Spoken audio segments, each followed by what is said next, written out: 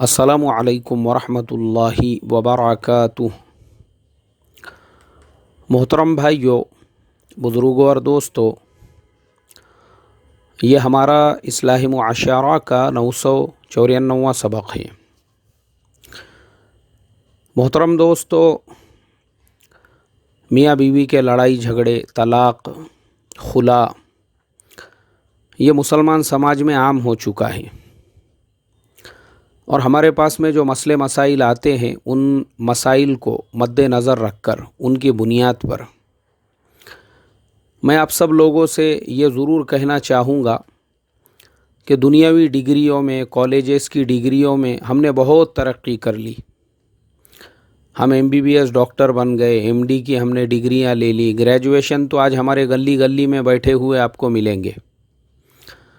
मसला ये हो गया कि दीनी तालीम से हम अभी भी अनपढ़ रहे, जाहिल रहे, अंधे रहे, बहरे रहे। दीन का इल्म ही पता नहीं है कि इस्लाम मियाँ बीवी के हुकूक एक दूसरे को क्या सिखाता है, क्या बतलाता है।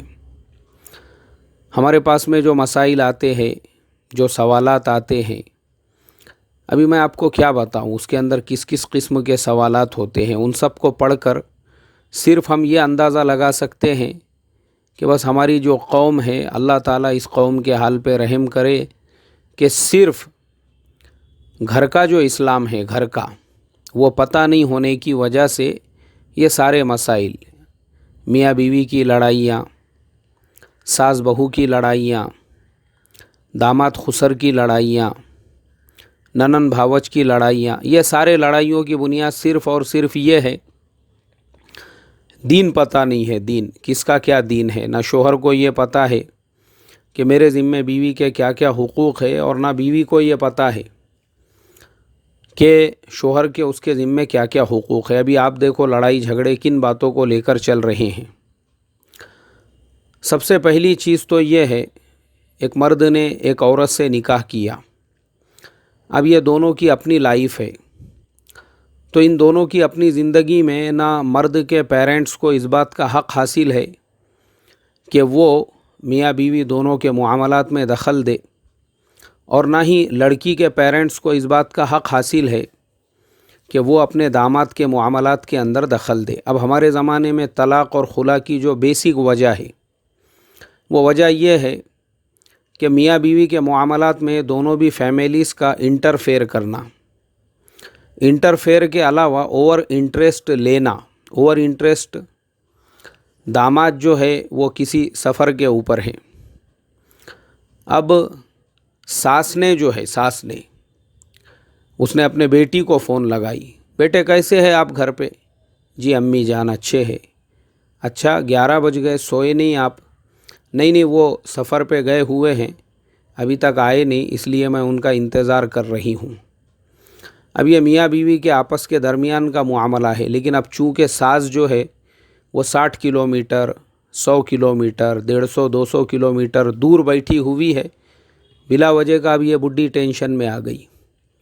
इसने दामाद को फ़ोन लगाई, और वो जो दामाद है वो किसी इज्तिमा के सफ़र पर है, किसी मशवरे के सफ़र पर है, किसी तिजारती सफ़र पर है, अपने दोस्त अहबाब के साथ में किसी काम के सिलसिले में कहीं सफ़र पर है, वो वापस आ रहा है या जा रहा है। क्योंकि हमारे आज के ज़माने में ये सारी चीज़ें जो है ये नॉर्मल है ये, लेकिन चूँकि सास जो है, सास उसका अपने बेटी के घर में ओवर इंटरेस्ट, ज़बरदस्ती का इंटरफेयर करना, उसने अपना घर देखना चाहिए, उसने अपने बेटों की फ़िक्र करना चाहिए। वो बेचारा, इसका जो शोहर है, रात में उसको पेट भर के खाना नहीं दी बुढ़ी ने, वो बेचारा जो है भूखा बैठा हुआ है कुर्सी के ऊपर, उसका दिल बोल रहा है मुझे चाय पीने का है, मगर बुढ़ी उसको वहीं दबा दबा के सुला रही है। सो जाओ सो जाओ, रात की काहे की चाय पीते, बोले सो जाओ। अपने शोहर के हुकूक नहीं अदा करते हुए इसको ज़बरदस्ती का टेंशन आ रहा है बेटी के शोहर का, यानी दामाद का, वो अभी तक बाहर क्या कर रहा है।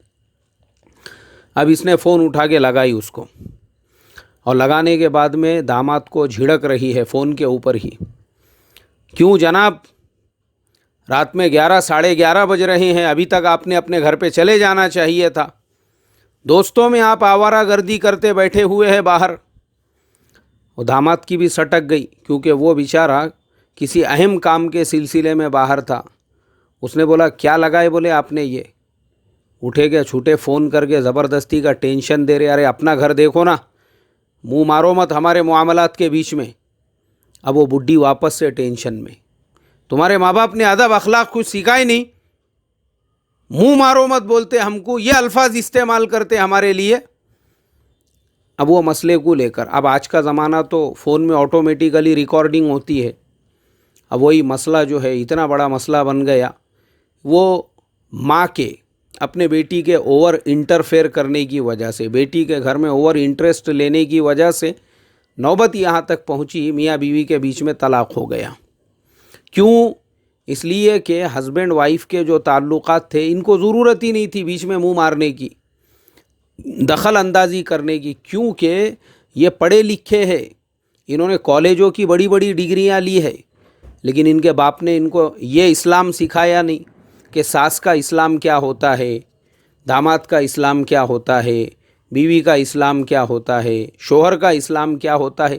ہر ایک کو اس کا اسلام پتہ نہیں ہے. ہاں دنیاوی تعلیم کے یہ ایکسپرٹ ہیں, ہاں یہ بات یاد رکھنا میری, دنیاوی تعلیم کے بڑی بڑی ڈگریاں لی ہوئی ہے, ریٹائرڈ ہوئے ہوئے ہیں یہ گورنمنٹ جاب سے, لیکن ان کو گھریلو اسلام پتہ نہیں ہے کیونکہ یہ برہمن بنے ہوئے ہیں. انڈیا کے ہیں نا یہ, ان کے اندر کا نکلا نہیں ابھی تک.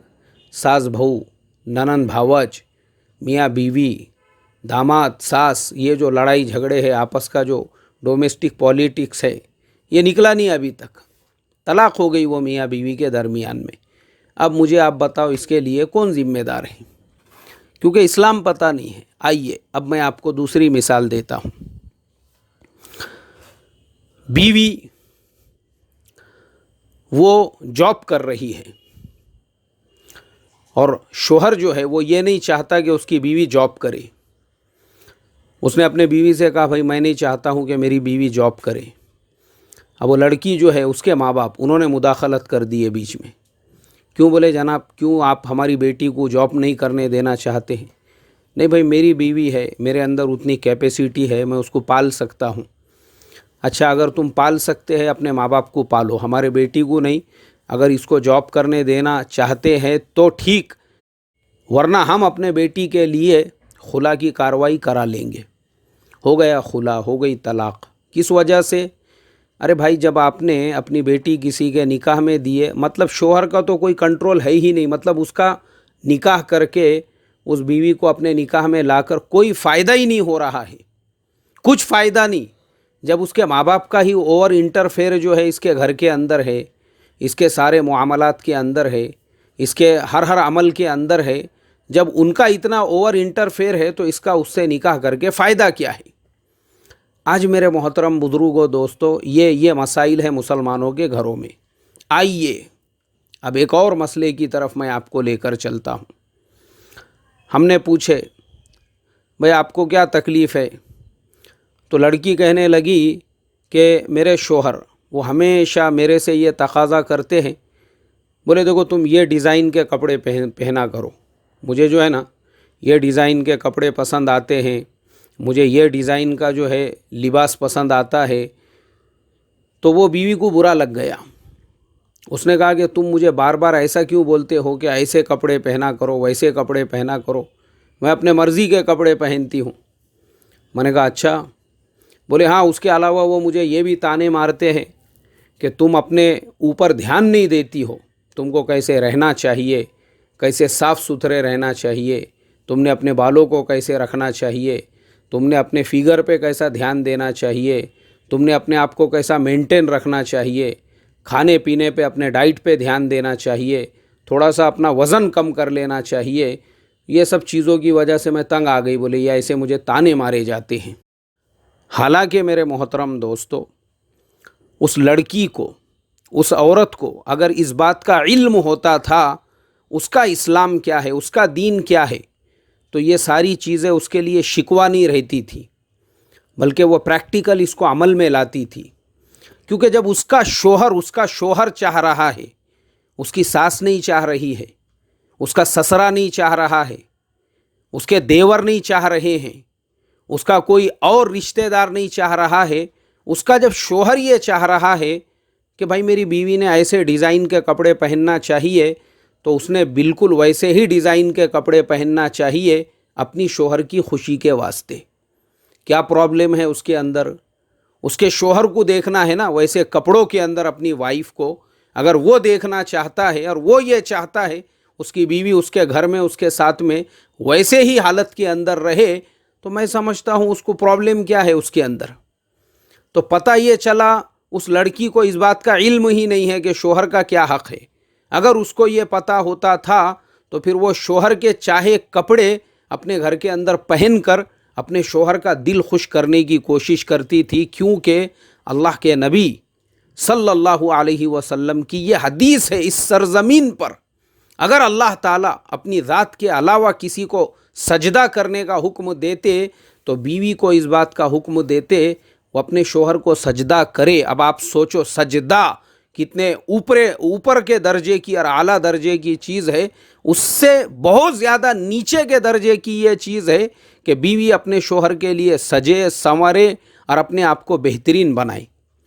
میں نے کہا اس میں ناراض ہونے جیسی بات کون سی ہے کہ شوہر اگر یہ کہے کہ بھائی اپنے فیگر کو مینٹین کرنا چاہیے، اپنے کھانے پینے پر اپنے ڈائٹ پر دھیان دینا چاہیے، بالکل صحیح بات ہے یہ. کیونکہ دیکھو پوری دنیا کے اندر انڈیا ایک ایسا ملک ہے جہاں پہ لوگ اپنے کھانے پینے پہ دھیان نہیں دیتے، اپنے آپ کو مینٹین رکھنے پر دھیان نہیں دیتے. اسی لیے انڈیا میں ورلڈ کے اندر سب سے زیادہ ہارٹ کے پیشنٹ آپ کو انڈیا میں ملیں گے، سب سے زیادہ شوگر کے پیشنٹ آپ کو انڈیا میں ملیں گے. کیونکہ انڈیا میں لوگوں کو چربی والا، تیل والا، یہ تلا ہوا بھنا ہوا کھانے کی عادت ہے، یہ مسالے، یہ تری. اب آپ باقی ملکوں میں جائیے، چائنا ہے، کوریا ہے، جاپان ہے اور باقی جو ممالک ہیں انڈونیشیا، ملیشیا وغیرہ وغیرہ، ان ملکوں کے اندر لوگ ابلا ہوا کھاتے ہیں. ابلا ہوا اس کو بوائل کرتے ہیں، کھاتے ہیں. سوپ وہاں کی ایک دم فیوریٹ ڈش، مطلب سوپ ان کو ہر کھانے کے اندر چاہیے. سوپ میں کیا ہوتا ہے؟ کچھ بھی نہیں ہوتا ہے، نہ اس میں تیل ہوتا ہے، نہ اس میں چربی ہوتی ہے، کچھ بھی نہیں ہوتا ہے.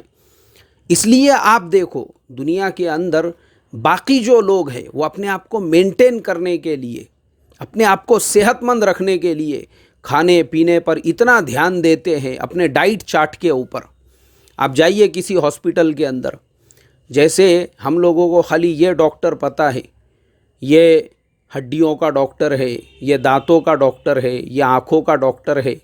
ایسے ہی ہاسپٹلس کے اندر ایک ڈائٹیشین بھی ہوتا ہے، وہ بھی ایک ڈاکٹر ہوتا ہے جو لوگوں کو ایک چارٹ بنا کر دیتا ہے ان کے وزن کے حساب سے، ان کی صحت کے حساب سے انہوں نے کیا کھانا چاہیے اور کتنا کھانا چاہیے اور کتنی ایکسرسائز کرنی چاہیے. تو شوہر اگر یہ چاہ رہا ہے کہ اس کی بیوی اپنا وزن کم کرے، میں سمجھتا ہوں اس میں برا ماننے کی بات کیا ہے.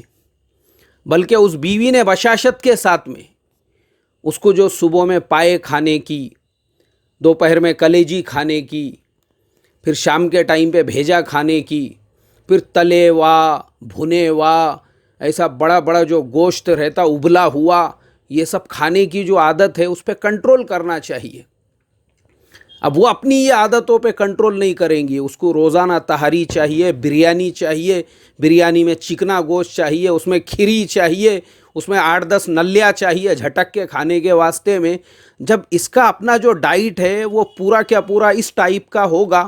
اسی لیے آپ انڈیا کے اندر دیکھو، آپ کو انڈیا میں ہر 4 میں سے 3 لوگ ایسے نظر آئیں گے جو چاروں طرف سے پھٹے ہوئے ہیں، چاروں طرف سے پھٹ گئے ہوئے ہیں. وہ اوپر سے، نیچے سے، آزو سے، بازو سے، چاروں طرف سے پھیل گئے ہوئے ہیں.